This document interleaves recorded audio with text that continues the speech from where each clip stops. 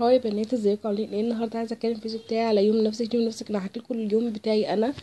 ممكن اي حد يعجبه ينفذه. انا بصحى الصبح لو اخد شاور اي حاجه. بعد كده بحب افطر فواكه حلوه جدا اصلا طول اليوم، البشره والجسم وكل حاجه بتبقى خفيفه. بتساعدك كمان ان انتي تعملي رياضه اكتر.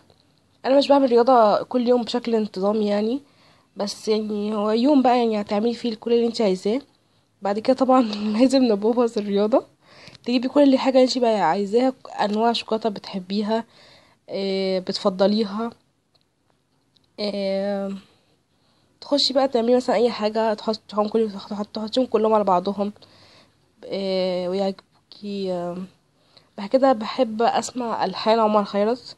بحب عمر خيرت جدا، بسمع الحانه كلها. بحب كمان وانا بقرا اسمعه، بيساعدني جدا ان هو انا افهم القصه واركز فيها اكتر. بحب بعد كده اتفرج على كرتون او فيلم عربي او فيلم اجنبي.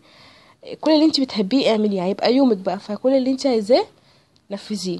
بعد كده بخش اعمل شعري تسريحات.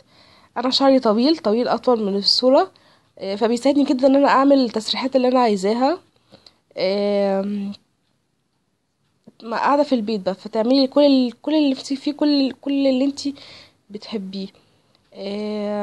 عايزه تعملي تسريحات، عايزه تلميه، اي حاجه بقى براحتك. بعد كده ممكن تقعدي مع عيلتك، تقعدي مع صحابك، مع اهلك، مع باباكي ومامتك، تسالي على حد بقالك كتير ما سالتيش عليه.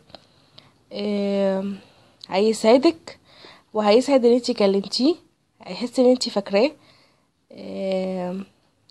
ما تنسوش تعملوا لي لايك لو عجبكم الفيديو وما تنسوش تعملوا لي لايك كمان على الفيس، واشتراك في قناتي. باي.